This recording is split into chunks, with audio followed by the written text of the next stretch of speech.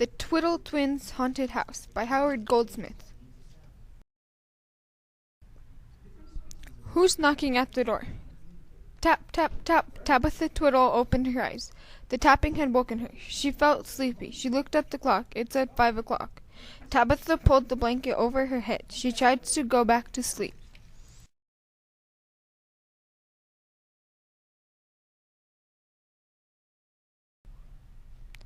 But the noise came again. Tap, tap, tap. Someone must be knocking at the door. It was too early for visitors. Who was at the door? Tap, tap, tap.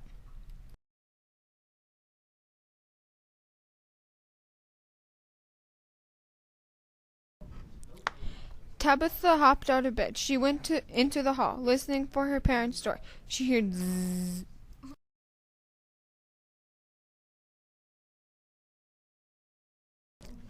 Mr. Twiddle was snoring. Tabitha's mother must be asleep, too. Tabitha didn't want to wake them. She decided to go downstairs and see who was there.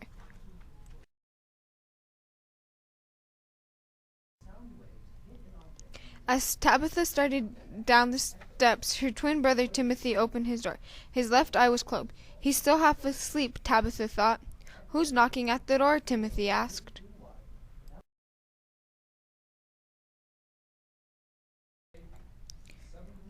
I don't know. Let's go see together, said Tabitha. Tabitha and Timmy went downstairs. Who's there? They called. There was no answer.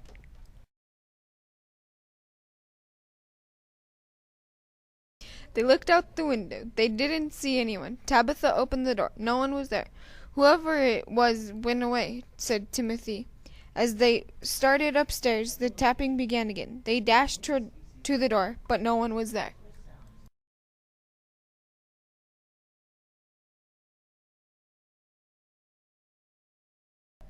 Maybe it's a ghost, said Tabitha, with a shiver.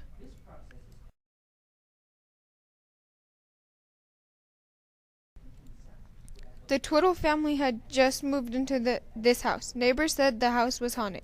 They heard strange noises at night, but Mr. Twiddle didn't believe in ghosts. Who's making that noise? He asked from the top of the stairs.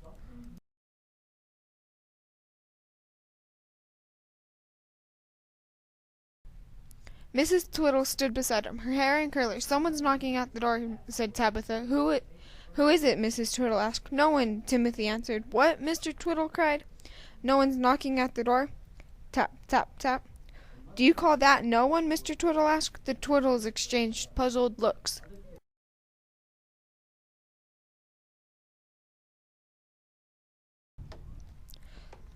The knocking is at the back door, said Mrs. Twiddle. The Twiddles raced to the back of the house. Mr. Twiddle opened the door, but no one was there. Tap, tap, tap.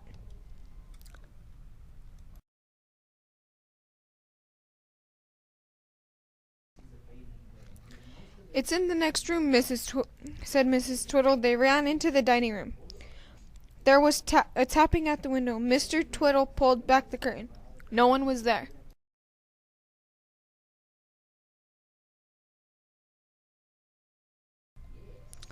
No one, but something. A branch was scraping against the window. Rap, tap, rap, tap. There's your ghost, said Timothy. A branch. I'll take care of that, said Mr. Twiddle.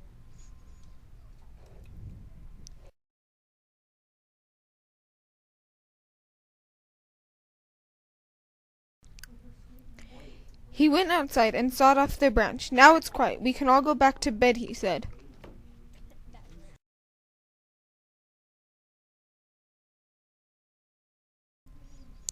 Tap, tap, tap. The ghost is back, said Tabitha. They looked in every room, downstairs and upstairs. Maybe someone is throwing pebbles at my house, said Mrs. Twiddle. Tabitha looked out the window. I don't see anyone, she said. Timothy ran to the front of the house. I don't see anyone on this side either, he called. Tap, tap, tap. The tapping continued.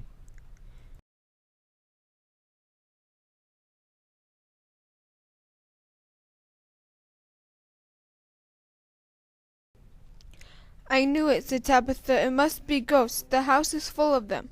Nonsense, said Mr. Twiddle. There's no such thing as a ghost. The plumbing must be making the noise. I'll call the plumber. He'll fix it. Mr. Twiddle phoned the plumber. I'll be right over, said the plumber. The plumber looked in the basement. The pipes are fine, he said. Nothing's wrong down here. I don't hear any noise.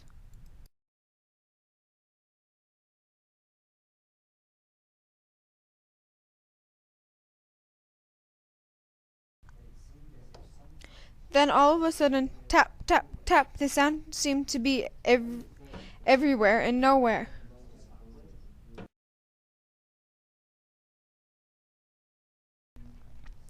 Let me out of here, the plumber cried. The place is haunted. He flew up the stairs and out the door. Goodbye, called the Twiddles, waving.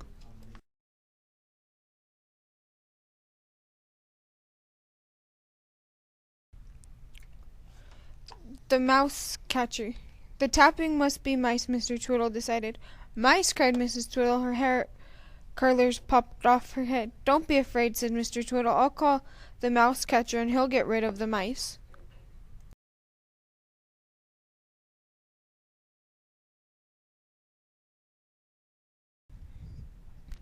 But the mouse catcher didn't find a single mouse hole. I'm sure there aren't any mice in this house, he said.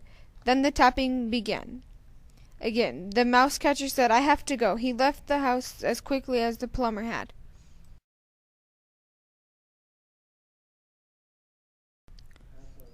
Maybe someone is tapping out a secret message, said Timothy. It could be the ghost of poor Aunt Tilly, said Mrs. Twiddle. She used to tap with her cane. Timmy and Tabitha took out their code book. Then they heard rap tap, tap, tap, rap tap.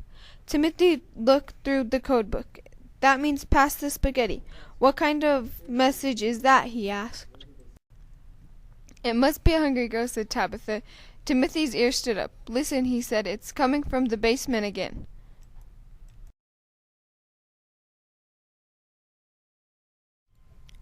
Let's go, said Tabitha. The twins crept down the stairs. Tap, tap, tap. Did you hear that? Timothy asked. It's getting louder. Those are my knees knocking together, said Tabitha. My legs are shaking. They entered the basement. It was dark and cold. Timothy turned on the light. The basement was empty. They heard a tapping on the far wall. They followed the noise across the basement wall. It's coming from outside the house. Tabitha whispered. I think it's coming from outside, said Timothy. Let's go see.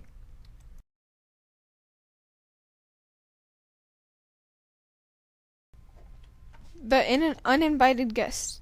Timothy and Tabitha went out the back door into the yard. I don't see anyone here, said Timothy. Tap, tap, tap. It was getting louder and louder. What can it be? Tabitha asked. They crossed the yard to the other side of the house. Look, Tabitha cried, inside the drain pipe. Timothy's eyes popped. A bird's tail was sticking out of the drain pipe. Timothy bent down close to the ground. He looked inside the drain pipe. It's a woodpecker, he cried. It's stuck inside. It can't get out. Let's go call Daddy, Tabitha said. He'll get it out. They raced into the house. Mr. and Mrs. Twiddle were sitting in the living room. Daddy, come quickly, Tabitha yelled. What's the matter? Mr. Twiddle asked, jumping out of his chair. We found the ghost, Timothy cried. A ghost, said Mrs. Twiddle. Let's leave this house at once. I was only joking, said Timothy. The ghost is just a woodpecker. They ran outside. Mr. Twiddle put on a glove he used for gardening. He reached into the drain pipe and pulled out the bird. Poor woodpecker, said Mrs. Twiddle. I hope it's not hurt. Maybe it would like some spaghetti, said Tabitha, but the woodpecker had other ideas. It flapped its wings and flew away.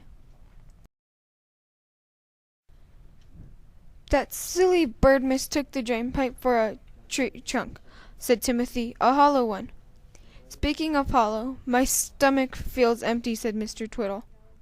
Mine too, said Tabitha, but it's too early for breakfast, isn't it? Asked Timothy. It's never too early for spaghetti, said Mrs. Twiddle, and she was right.